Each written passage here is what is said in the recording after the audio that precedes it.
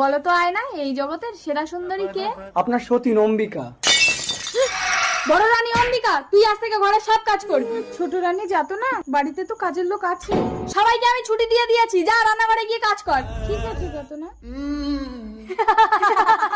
রাজা 6 মাসের জন্য বাণিজ্যে গেছে, ততদিন তুই উনুনের কালি মাখ। আপনাকে কোনো কাজ করতে হবে না বড় রানী, আপনার রূপ নষ্ট হয়ে যাবে, আপনার সব কাজ আমি করে দেবো। দাসী তুমি যাওনি? ছোট রানী যদি জানতে পারে তোমার গর্দান দিয়ে দেবে। ছোট রানী জানবে আপনিই সব করেন।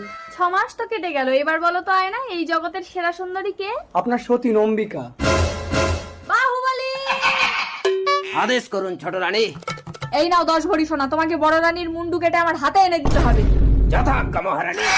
বড় রানী, ছোট রানী আমাকে আদেশ দিয়েছেন আপনার মুন্ডু কেটে নিয়ে যেতে।